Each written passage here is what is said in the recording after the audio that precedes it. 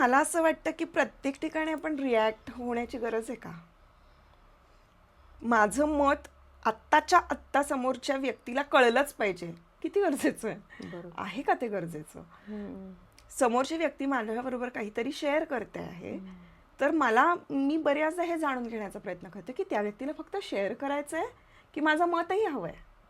त्या व्यक्तीला हवं असेल तर मी दिलं पाहिजे ना. त्याच्या आधीच मी का रिॲक्ट होऊ? आणि मग मी अशी रिॲक्ट झाले नाही, किंवा मी खूप समजूतदारपणे आपापल्या लेवलला एक आपण समजूतदारपणा दाखवतो, हा असा समजूतदारपणा ठेवला की बऱ्याच जणांना असं वाटतं की हिला हिचं मतच नाही आहे, ही बोलत नाही म्हणजे ही खूप डिप्लोमॅटिक आहे, असं होतं. ही बोलायचं नाही म्हणजे सगळं टाळतेच विषय, आळशीपणा आहे. किंवा मग असं काही झालं ना की फार आपल्याला अक्कल नसल्यासारखं वागवून ग्रँटेड घ्यायला लागतात बघ लोक. होतं असं. मग मला त्यांना सांगावं लागतं, मी शांत आहे याचा अर्थ असं नाही की मला डोकं नाही आहे, किंवा मी शांत आहे याचा अर्थ असं नाही आहे की मला कळत नाही आहेत गोष्टी. पण मी शक्यतो माझ्या लेवलला हे न्यूट्रल कसं ठेवता येईल याचा प्रयत्न करते.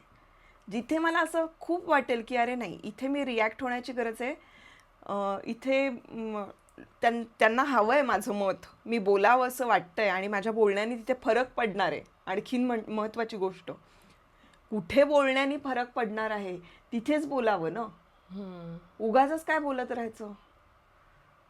मी शक्यतो नाही, म्हणजे काही जणांचा असा एक बाणा असतो ना की नाही सगळीकडे व्यक्त झालं पाहिजे. मला असं वाटतं काही गरज नाहीये, सगळं व्यक्त करण्याची गरज नाही. तुम्हाला तुमच्या पुरत्या गोष्टी ठेवायच्या. समोरच्या व्यक्तीला खूप हवं असेल माझं मत, तर मी अगदी मनापासून सांगेन की मला असं वाटतं वगैरे वगैरे. पण मी विनाकारण घुसून असं कोणाला काही सांगायला शक्यतो जात नाही. लोकांना बऱ्याचदा असं वाटतं की ही तिच्या विश्वात असते, डिप्लोमॅटिक आहे, असे खूप खूप ग्रह करतात. पण मला असं वाटतं की असं काही नाहीये. बरेचदा आपल्या घरात पण अशा पद्धतीने गोष्टी घडतात, असं नाही तुला वाटत? हो, घडतात ना. की आपल्या आजूबाजू म्हणजे आपल्या घरातलीच लोक बऱ्याचदा आपल्याला काय म्हणतात, ग्रांटेड धरतात. हो. आणि त्याचा आपल्याला खूप त्रास होतो, प्रचंड धरतात. आणि कारण ते म्हण आहे ना ती, घर की मुर्गी झालं बरोबर. ते तसंच असतं. कारण आपण बाहेर काय काम करतोय आणि आपण कोणासाठी काय आहोत हे आपल्या पुरतं असतं, ते आपल्याला माहीतही असतं. ते घरी येऊन मला ना शक्यतो ते सगळं काढून ठेवावं असं वाटतं घरी आल्यानंतर.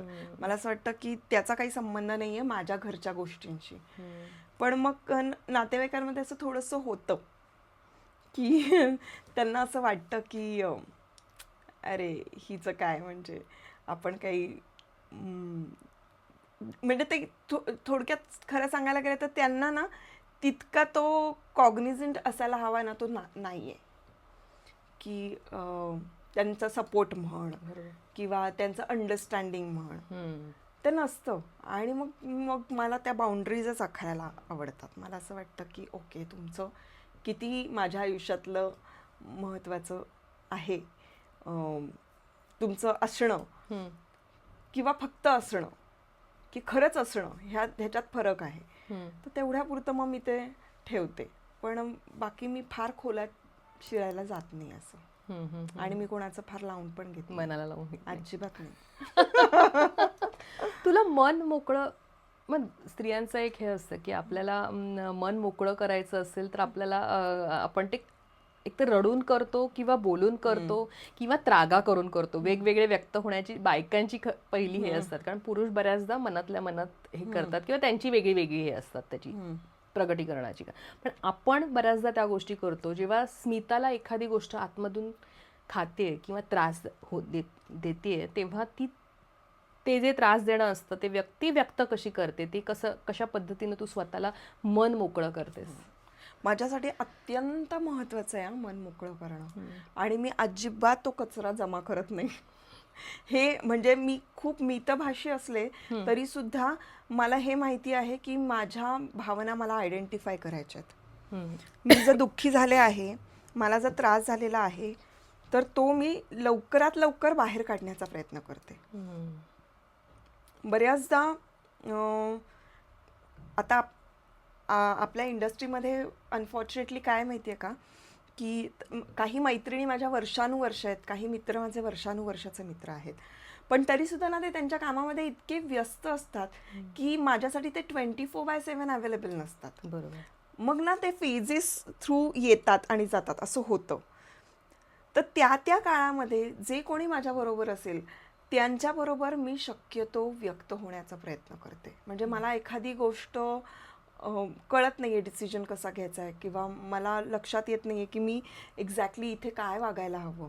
मला अशा काही अडलेल्या गोष्टी असतील, मला दुःख झालं असेल खूप, वेगवेगळ्या प्रकारे आणखीन आपल्याला दुःखाची वेगवेगळी कारणं असतात. तसं काही झालं असेल तर मी पहिल्यांदा एक तर पहिलं काम करते की मी ते सगळं व्यक्त होण्यासाठी व्यक्ती शोधते. म्हणजे त्यावेळेला जी अवेलेबल माझ्या मित्रमैत्रिणी असतील त्यापैकी की मी इथे कॉन्फिडेंटली बोलू शकते आणि ते कॉन्फिडेन्शियल राहील सुद्धा अशी व्यक्ती मी बघते आणि ते मन मोकळं करते.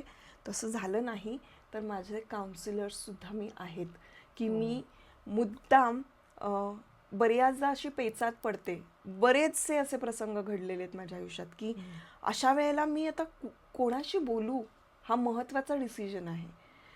मग त्यावेळेला नशिबाने मला ती अक्कल होती की आपण हे विषय मित्रमैत्रिणींशी बोलण्यासारखे नाही आहेत. बरोबर. हे विषय कुठल्या तरी तज्ज्ञांबरोबर बोलले, डिस्कस केले तर आपल्याला याच्यातून छान वे आउट मिळेल, एक छान दृष्टिकोन मिळेल. आणि मग अशा वेळेला मी बऱ्याचदा काउन्सिलिंगचा आधार घेतलेला आहे. ओके. मग त्या सेशनचे अगदी 1,500 रुपये गेले एका तासाचे, तरीसुद्धा मला असं वाटतं हे वर्थ आहे.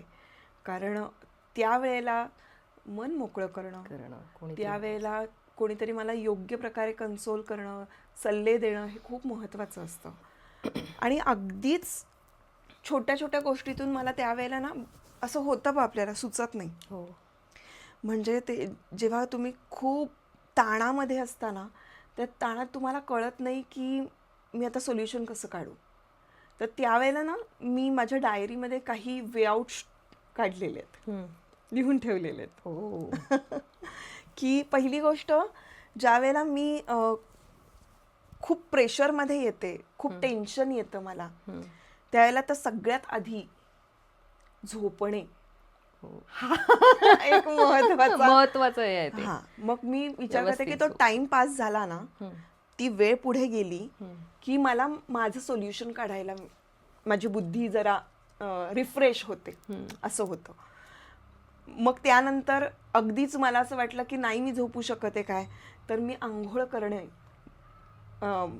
किंवा मग निसर्गामध्ये कुठेतरी बाहेर जाऊन फ्रेश फिरून येणं बागेत, किंवा मग कार ड्राईव्ह करून येणं, हे सगळं करून आल्यानंतर मी शांत बसून तो विचार करते आणि नंतर लिहून काढते. लिहिण्याने, ते व्यक्त करण्याने बऱ्याचदा माझे सोल्युशन्स मला मिळतात. तर ते खूप फायदेशीर ठरतं. व्यक्त होणं हे अतिशय महत्त्वाचं आहे. म्हणजे ती टॉक्सिसिटी मला जमवायचीच नसते. आणि जे पण मी आत्तापर्यंत मला असं वाटतं की जेही मी काय केलं आहे, जे काही माझे संघर्ष होते किंवा मला जे काही प्रॉब्लेम्स होते त्यातून सॉल्व्ह होण्यासाठी हे उत्तम मार्ग मला तेव्हा सापडला होता की व्यक्त व्हायचं, व्यक्ती गाठून तिच्याशी बोलायचं, काउन्सिलिंग करून घ्यायचं, किंवा मग चक्क लिहायचं. त्यांनी निम्मे अधिक प्रॉब्लेम सॉल्व्ह होतात. आयुष्यातला असा एखादा क्षण तुला असं वाटलं की इथे मी हरतेय पण मला तिथे हरू द्यायचं नाहीये, मला स्वतःला त्याच्यातनं बाहेर काढून विजय मिळवायचा आहे किंवा पुढे जायचं आहे, तर असा एखादा क्षण होता की ज्या वेळेला तुला वाटलं की नाही हे चुकीचं होतंय माझ्यासोबत, मी हरतेय आणि मला ते करायचं नाहीये, त्यातनं मला बाहेर पडायचंय?